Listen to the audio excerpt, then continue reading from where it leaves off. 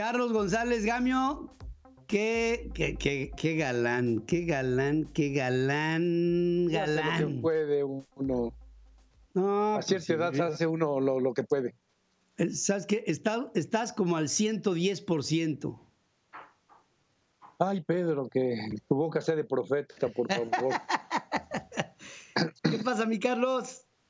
Soy como esos coches añosos que son de colección, que por fuera preciosos y por dentro ya les fallan hasta los pistones. Pero aquí Sí, estamos. pero ya no pagas tenencia. Ya no pago tenencias, es una ventaja. Ya traigo placas de coche de colección, De clásico. de clásico, ya. Por Hoy en eso la recordar mañana es revivir. hablaba yo del tema de la cultura hoy en la mañana, que está pasando por una Sí, sí. crisis y está pasando por una terapia intensiva. Y en temas de cultura y de educación, que son dos filones del conocimiento, pues estamos ahora evocando lo que se ha hecho en México, que ha sido muy importante en esta parte educativa. Es muy importante, pero mira, es tan importante como que cuando se empezó a politizar la cultura y la educación, la instrucción en México, se empezaron a venir las cosas para abajo. Y vamos a hacer un poquito de historia nada más para recordar desde 1878 que había un ministro de instrucción que se llamaba Joaquín Barrada, que hizo la Escuela Nacional Preparatoria, la Escuela Preparatoria. De ahí surgieron una serie de grandes educadores, entre otros el gran Justo Sierra, que posteriormente lo nombran ministro de Instrucción y de Bellas Artes. Ahí se unificaba la cultura con las bellas artes.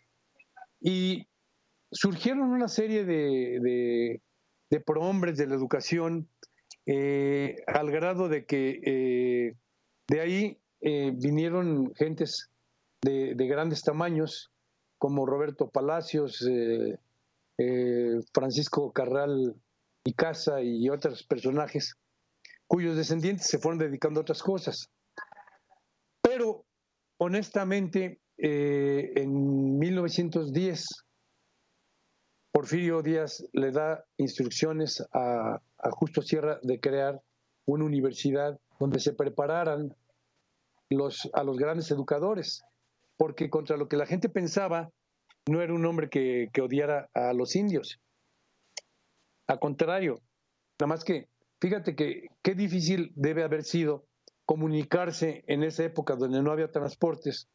Don Porfirio había hecho 26,000 kilómetros de ferrocarriles, pero de todas formas, a los grandes hacendados de Yucatán les costaba más fácil, menos trabajo ir a París que ir a la Ciudad de México, por la dificultad en las vías de comunicación que había en esa época.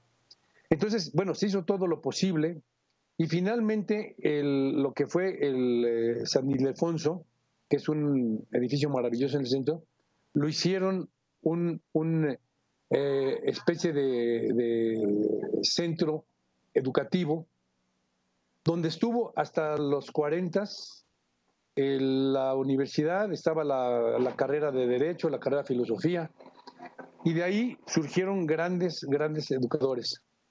Pero fíjate que el problema de México, yo creo que más que nada es esa especie de complejo de inferioridad que tiene con los demás.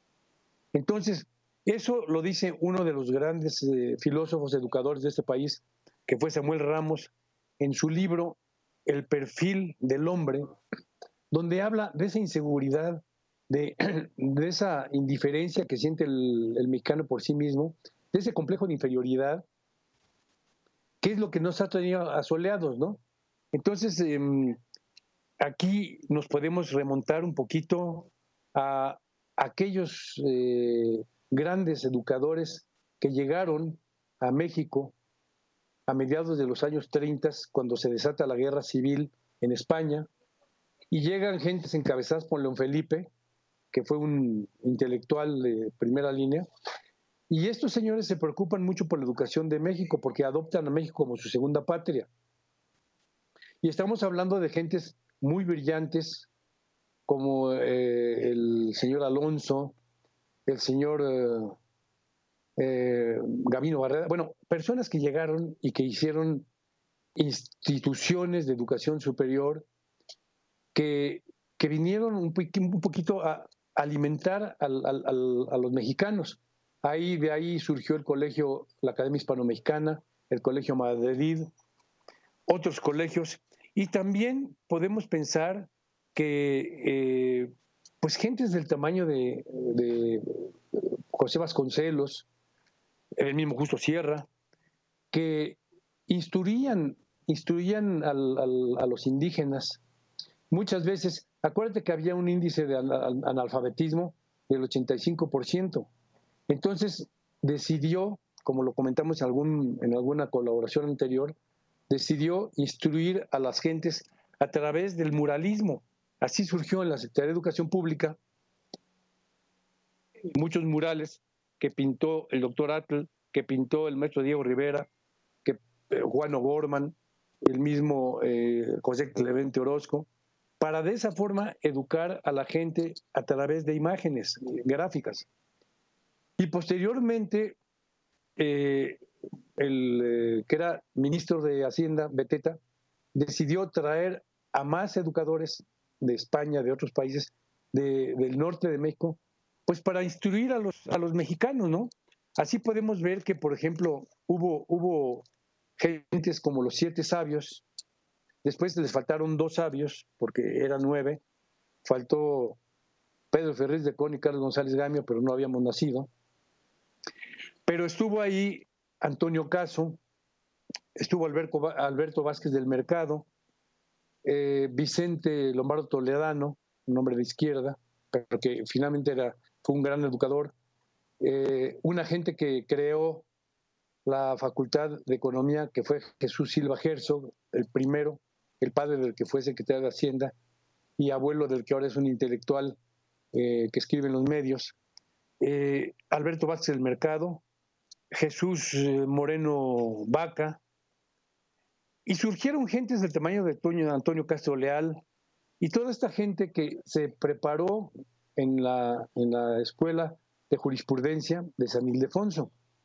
Eran gentes muy brillantes y fueron maestros de personajes que después fueron unos intelectuales que presidieron la Secretaría de Educación Pública y le dieron brillo y templanza. Podemos hablar, por ejemplo, de aquel autor maravilloso jalisciense como fue Agustín Yáñez. Podemos hablar de intelectuales del tamaño de Torres Bodet, de ¿quién más podemos hablar? Y después vinieron gentes como Salvador Azuela, pero ya nunca sería lo mismo. Alfonso Reyes, el mismo Samuel Ramos, que fueron grandes educadores. Después se politizó y llegó a estar en la Secretaría de Educación Pública en manos de gente como un señor Reyes Tamés, que de educador tenía lo que yo de químico nuclear. Y se vino para abajo la cultura y la educación, ¿no? Entonces, yo sí creo que realmente uno de los problemas torales de este país ha sido la parte educativa, ¿no? Ahora recortan la cultura, recortan las bellas artes. Una de las bellas artes modernas, la cinematografía, le han recortado una gran cantidad de presupuesto. Todos estos creadores, directores que han trascendido a nivel internacional, los grandes directores como Alfonso Cuarón, Guillermo del Toro, el otro González Iñárritu, que todos votaron por Morena, por un cambio, y ahorita pues, se dieron un balazo en el pie porque están sufriendo horrores por el recorte a los dineros. Ahorita que dices eso de que todos estos círculos votaron por Morena, te puedo decir que ¿sabes por qué lo hicieron? Porque con todo y que son cultos, les faltó cultura. Eso es claro. Les faltó cultura. O sea, yo cuando vi que Gael García, Iñárritu, entonces apoyaban a López Obrador, dije, ¿dónde están? Diego Luna, todos acá. Diego Luna. Por acá, ándale, a ver, Ahora vuelvan a abrir la boca, intelectuales queridos. Te saludo Daniel y te abrazo, Jiménez mi querido Cacho. Carlos. Te mando un abrazo muy fuerte, Pedro, y espero que pronto estemos en contacto personalmente.